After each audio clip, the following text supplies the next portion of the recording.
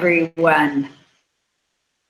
Welcome to MacDonald & Associates monthly webinar, which we will be doing on the last Wednesday of every month.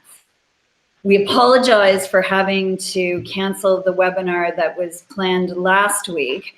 However, it's been a very busy month here at MacDonald & Associates. We have been going nonstop since, since December, and we continue to do so. Exciting things for David and I, and for all of our associates practicing, is the constant evolution of law. Think that you know what you're doing, and then another decision comes along and challenges your way of thinking. And what better time to do it was to take a look at the decisions that have actually shaped our law in 2017 and going forward to 2018. Pleased to say that, as you all know, I argued Galea and Wal-Mart, and it is the leading decision in extraordinary damages, but that straddles 2017 and 2018. So there are a number of other decisions which we would like to review with you, because we feel that they are going to really impact on the manner in which you conduct yourselves in the workplace and the manner in which contracts will be drafted. And so in that regard, we've taken a look at all of the cases, and we've been able to siphon them into 4 separate areas. The first, of course, is employment contracts. And in particular, the reason that you want to have a very well-drafted, well-articulated termination clause within it. The second category is mitigation, which we will get into in a little bit greater detail. The third, of course, is the ever-changing landscape of human rights litigation and the impact that some of the decisions will have on the manner in which we carry ourselves into 2018. And last, but certainly not least, is extraordinary damages in Canadian employment law. And yes, that will be a focus on the Galea case. Now, to start out with, we have always advised our clients, be they employers who we're drafting for or the employee who we're reviewing for, to ensure that they have a very well-drafted termination clause contained within their contract, because of the fact that it provides certainty for both parties, and it allows everyone to understand clearly what will happen in the event of a termination. Now, I've neglected to introduce my associate, David Masters, sitting to my right, who is going to be discussing with us today on this webinar the importance of the employment contract within the context of the case of Wood and Deeley, which is the Ontario Court of Appeals case, where in fact the Ontario Court of Appeal perhaps changed the game once again in employment contract drafting. David, why don't you take it away? Thank you, Natalie. So as Natalie has mentioned, it is important to not only have an employment contract, but to have one that is carefully crafted and carefully thought out, because the courts have again affirmed that employment contracts are not like other contracts. They are a special kind of contract that affords a special lens in their review. In that regard, the Ontario Court of Appeal, in the case of Wood and Deeley, has enshrined certain principles in that lens in which they view employment contracts. The first of those principles is the court recognizing that in this context, employees have less bargaining power. Second, that employees are generally less familiar with the Employment Standards Act than the employers. And third, that the Employment Standards Act is remedial legislation, the intention of which is to benefit employees. So with those principles in mind, in that lens, it is how how the court will then look at the language of the termination clause. So with the specific language, what the courts have generally decided and have affirmed in Wood and Deeley is that in the notice period, not only must the employer include and continue the employee's pay, but also benefits and any other term of employment. So excluding benefits or any other term of employment would be grounds to strike down or deem a termination clause as unenforceable. So that is really a quick Coles Notes version of Wood and Deeley. And I wanted to ask Natalie if you wanted to comment on, on the impact of Wood and Deeley as well. Well, thanks, David. I think this is a very significant case because it really puts an employer to the test. And and we say this all the time when we're advising employers, but really, folks, you have to, in order to enforce something as restrictive as employment standards entitlements only, the contract must be extremely clear and extremely well drafted, and it cannot, in fact, fail to provide the employee with any of the employee's entitlements pursuant to the Employment Standards Act. And that comes from a very long-standing case of the Supreme Court of Canada in the MacDonald and Hodge case. And in particular, the court was very clear and said to employers, if you're going to just restrict an employee to 8 weeks notice of termination under the Employment Standards Act and 20 weeks of severance and just have benefits running for those 8 weeks, even though that employee has worked for the company for 20 years and is 58 years old, and in the common law would be entitled to significantly more than that you insert into that employment contract must be clear. And there's been a whole rash of cases recently where the courts have really scrutinized employer contracts and really looked at whether or not the employer did in fact put in the contract at the beginning that they would adhere to things like the employee's benefits, the employee's severance. And I think the Wood and Deeley case is a perfect example of the Ontario Court of Appeals saying, we are not prepared to enforce vague clauses. If you're going to restrict, you have to restrict exactly as you would with Employment Standards Act entitlements. Now, there's another case that came out this year, and I forget the name of it, but it's very important because it was another case which stood for drafting. And in this particular case, the court, it was the Ontario Superior Court of Justice, but they were criticizing a termination provision which stated that the employer would only provide employment standards. Would provide employment standards, but there was no word, no word only, and it was not just restricted to that. In other words, yes, employers must provide employment standards, but that doesn't oust the idea that they have to provide reasonable notice. So again, another cautionary tale for employers to ensure that they draft properly, and obviously with reference to the cases we're discussing. Now, one of the principles, and I would say a cornerstone principle in employment law, both for employers and employees, is the concept of mitigation. And the concept of mitigation is essentially where the courts look to an employee to mitigate his or her damages before the court is able to award damages to the employee. So it works like this.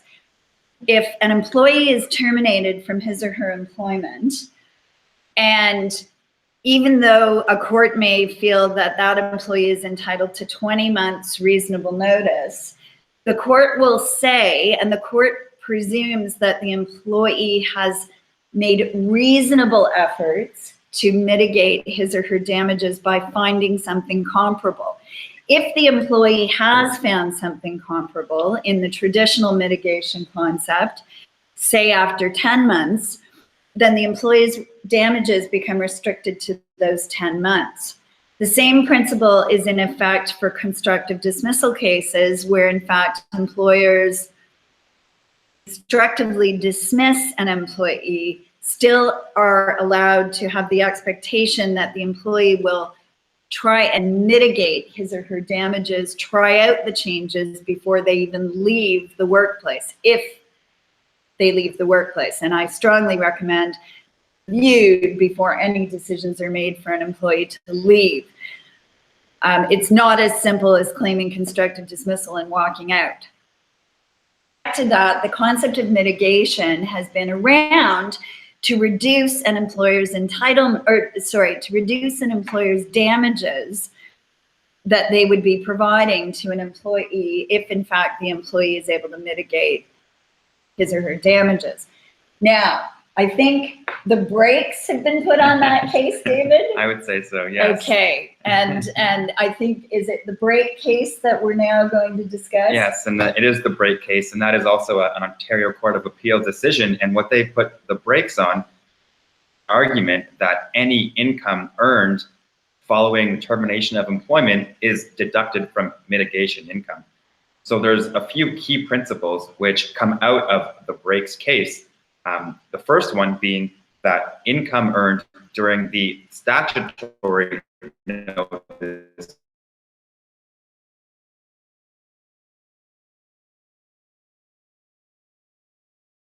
cleared up for everyone. So an important principle from the brakes case. And the best way to discuss this principle is to give examples.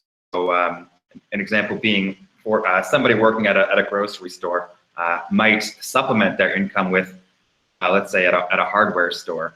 And if that individual working at the grocery store, if his or her employment is terminated, used to earn income at the hardware store following that termination, I'd say, well, that income is to be deducted from mitigation income.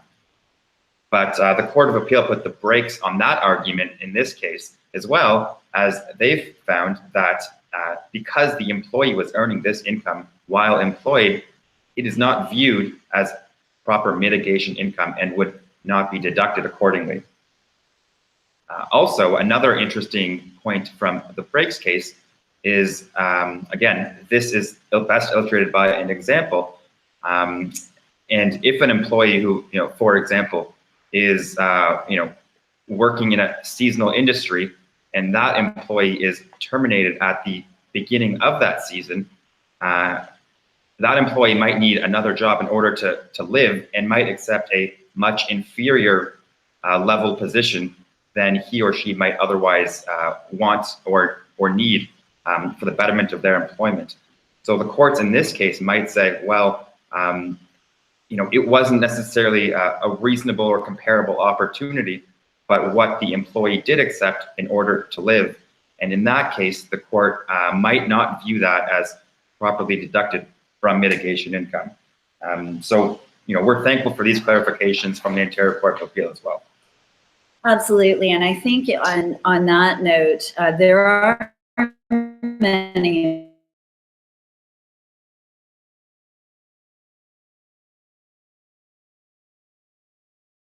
with what they believe or their lawyer believes to be reasonable. And so I think that's an important principle unto itself, because basically the employee has to live. The courts have long said that, look, we're not going to consider, you going out and finding a job at MacDonald's if you're the vice president to really be mitigation, but it still could be deducted. So I think the Ontario Court of Appeal has made that very clear now. We've received a couple of questions that I'd like to actually address at this point, David. And Jason, thank you for writing in. The first one, and I'd like to turn to these questions now because we're going to move into human rights, and I think it's appropriate to deal with them now. The first question that, Jason, you're asking is, how is one's education and experience related to the notice period? Your comments, on the one hand, he or she may become an important employee because of those qualifications. On the other, it also means it would be easier for he or she to find new employment as opposed to somebody less qualified. Your comments are accurate, and I would say, to start out with, one's education is incredibly important in employment law. And I want to correct a big misnomer, I think, that I seem to find, notwithstanding the discussions that have been around about reasonable notice. There is no scientific formula for reasonable notice. When the courts look at age, length of service, character of employment, and availability of comparable employment, those are merely to try to establish what would be reasonable. Each case has to be considered under its particular circumstances. And so if you, for example, had an individual who had worked her whole life for an organization and had risen through the ranks, a significant factor that would be factored into reasonable notice. Mathematical formula, but in my view and in my opinion, it would elongate the period of reasonable notice to which that person would be entitled. And great points, Natalie. And as she's mentioned, it depends. It is an art, not a science. And again, Jason, thank you for the questions. You touched on education and experience, and with regard to education, it could go both ways potentially, because on the one hand, one's education potentially could prohibit them from gaining employment in the future, if they do not have sufficient or high level education. However, the employer might say, well, there's a greater propensity or greater amount of lower level jobs. So if the purpose of reasonable notice is to find another job and be that bridge, well, then the employee should be able to do that. So it depends is the answer for that. But as you'll see, it can be used on both sides. Now, Jason, you've submitted another question, again, in respect of employment contracts, and I think a great one, because so many people nowadays are entering into contracts that are fixed term, and I think it's appropriate for us to be able to discuss this. You've asked about, specifically with a 1-year employment contract, you say the employee is terminated without notice or pay in lieu after 7 months of work. The most suitable and legitimate damages in lieu of a reasonable notice period for him or her to sue for is, you say, A, 5 months, which is till the end of the 1-year contract, B, 7 months, the same as his period of work, C, X number of months of common law notice period, and D, all of the above. So the first thing we're going to say, can we say it in unison? It depends. And I think the only reason we're saying that, Jason, is just to reference our earlier comments, and mine in particular, about well-drafted employment contracts. It depends on what kind of contract you've signed and what kind of language is in existence in that contract. In respect of a fixed term contract that does not have a termination provision in it, it would be suitable to sue for the balance of the contract, whatever that is, 5 months. But this is not a black and white answer, right, David? That's right. And there are many other complicating factors. Such as a valid and enforceable termination clause. An individual who is working under a fixed term contract, if that individual is terminated, if that individual's employment, I should say, is terminated during the contract, the first question for employment lawyers like us will be, is there a valid and enforceable termination clause? because if there is, then the employer may be entitled to end the employment in accordance with that clause and the entitlements contained within. However, if there is not a valid and enforceable termination clause, then, as Natalie has mentioned, the employment and the entitlements may be the balance of the fixed term contract, which is actually a different concept than reasonable notice. So just to add to that, I completely agree with what David said, but I think there's also, again, in the it depends situation, the actual circumstances of, and I don't think one can discount things like human rights infringements, nor harassment, workplace harassment issues. So we have to look at those particular circumstances in order to really be able to understand and gain an appreciation for what that employee would be entitled to. And it's something that I think is you know, you can't just do a general answer for it. You can't give a pat answer. But all we can say is it really does depend on the circumstances. Now, I know there's another question and we're happy to get to it, but noting the time, we'd like to go to a third part, which we discussed today, which was human rights. And we will get to your question, Ian, I believe it was, but we do need to move on. Human rights, talk to you about human rights because that's an ever-changing field and one of particular significance, given the fact that litigation in the US is worth so much more than it is here in Canada. And it's such a vast dichotomy where in the States, you know, sexual harassment findings are worth 2.5 million, where here they're 25,000. However, the is continuing to change, and clearly, you know, the Supreme Court is continuing to look at cases, and I think we should start with the Stewart and Elk case, David. Yeah, and that's all great points again, Natalie. And you know, in the interest of time, we're going to go through them relatively quickly. But the Stewart and Elk case, the first sort of general principle that I think that case highlights is that accommodation is a shared responsibility between both the employer and the employee. And the key principle from the Stewart and Elk case is that when termination of the employment is based on a workplace policy or some other conduct attracting discipline, the mere existence of an addiction does not attract prima facie discrimination. So, you know, if an employee is suffering from an addiction, it would be prudent on that employee to advise the employer of such, so the employer can then respond accordingly. And that's the Stewart and Elk case in a nutshell. And I think it really speaks to the principle that I've always advised for clients. If the employer doesn't know, the employer can't be held responsible. I mean, you can't possibly blame an employer if they don't know what's going on. And I think that's very difficult for many employees. I've seen it throughout my years of practice where employees will say, but everybody knew.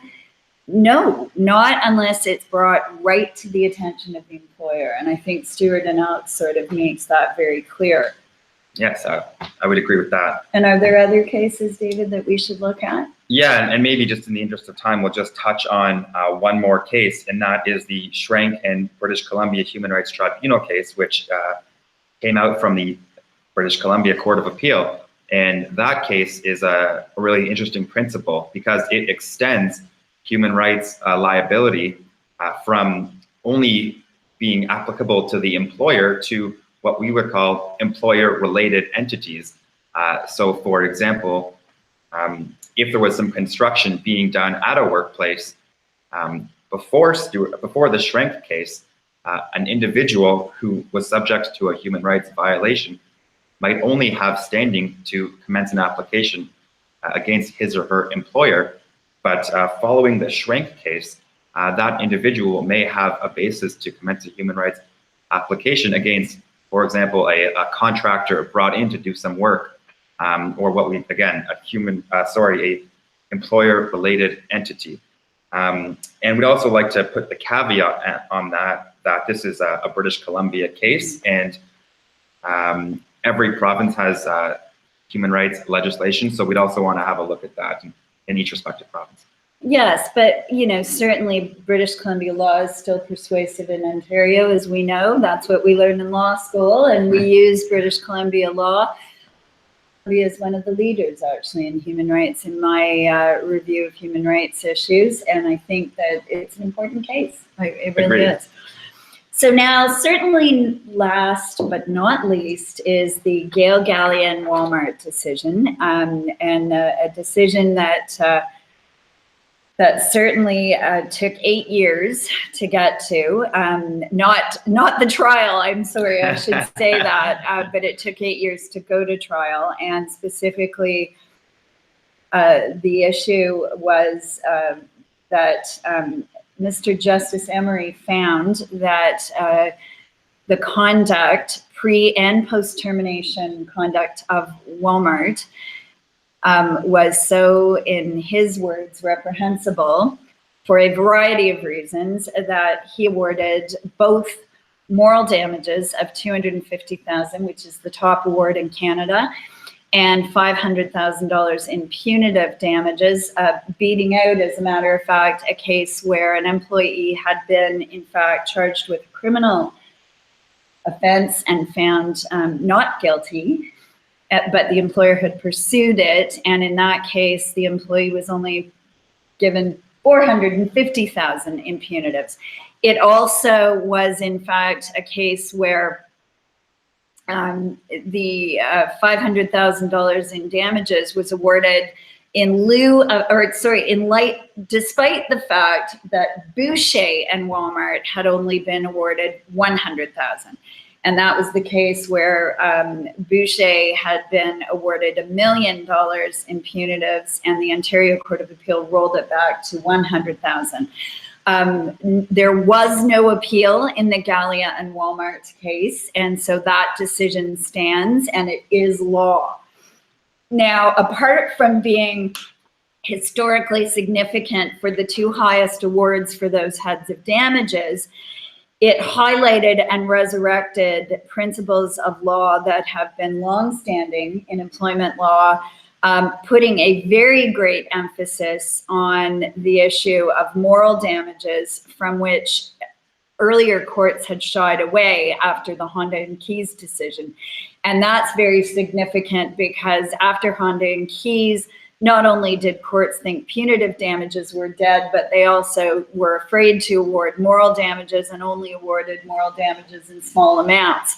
And then there became a trend of awarding punitive damages, but not in the magnitude of $500,000. This decision is a very significant one in that respect. A couple of the things that we also want to take away from the Galea decision is the fact that in respect of moral damages in particular, it ended, in my view, and I think in David's as well, a very long-standing debate in Ontario about whether or not medical evidence is required for support of moral damages. And that's a concept that has been discussed by the Supreme Court of Canada in the Sedati case. The Sedati case, however, was an insurance-related case, and that was applied in an employment law context in the Galea decision. That has very widespread ramifications, in my view, because it also restates what the Supreme Court had earlier said in its cases of Vorvis, which I studied meticulously to write the book, because the court had said, we want to ensure that we're looking at the employer conduct, not the fact that the employee has run out and gotten a doctor's note. And I think in respect of Justice Emery's decision in Galea and Wal-Mart, he rests his decision on Sedati, and of course Sedati affirms Vorvis and other cases that have gone before it. So that's a very significant, I think, distinction, because before that, there was a great debate amongst the Court of Appeal in particular, where sometimes they awarded for medical evidence and sometimes they didn't. David, is there anything else that you would say would be outstanding about the Galea decision? Oh, definitely. And before I get to it, I did want to just mention that it was very exciting to be a part of the Galea case and to work with Natalie on it. And you know, it was an honor, I should say. So the last, I mean, Natalie's covered it well. She knows the case inside and out, of course. But the last point I did want to mention is that the court and Justice Emery made clear that employers do have a right to manage their personnel and do have a right to terminate the employment of employees and manage their workforce as they need to with the economy changing. But, and it's a big but, they must do so in a way that respects the dignity of their employees and is fair, honest, and forthright. And I believe in his honor's words, what Wal-Mart did, which was so reprehensible, was not that they terminated Miss Galea, but it was that they allowed her to twist in the wind for at least 10 months, maybe more, and just essentially be a sitting duck. And that was what was unacceptable. And that's the message for employers. Absolutely. And I think, in fact, Justice Emery referred to her as a roving vice president with no authority, which is essentially what it was, with no offers, nothing. And it was 9 months of really nothing, all the while being encouraged that they supported Ms. Galea and they were, you know, helping her. So Justice Emery did not think so. And the case is, you know, now a case that I think is really going to change. I think, anyways, I would like to think it's going to change the way employers think about how they terminate and what they do. And I think it's important that in respect of that, Galea reaffirms, again, longstanding principles. Employers have to be fair and open and forthright. And if you're not, the courts are going to award damages against employers. It's something I've been seeing for years and years and years, and we're starting to see that, yes, this is the case. Employers are not going to be able to get away with behavior that's less than good faith. And I wanted to say not just damages, but extraordinary damages. Thank you. That's right. That's right. Well, it's a pleasure to work with David on this. And so with respect to that, and of course, Cody York, my associate, also was part of that case. And certainly I want to give Cody credit. But with respect to that, I think that concludes our seminar for today. Ian, we're going to actually address your question after, simply because it's 11:33. And I'd like to invite everyone back next month, the last Wednesday. I don't know which date that is, but we will be here. I'm not sure what the topic will be. We have a wide variety of things to choose from. But certainly, please come back and have a view by, you know, whatever means you can, and look forward to seeing you next month. Thank you very much for your attendance and your questions, and have a great day. Bye-bye.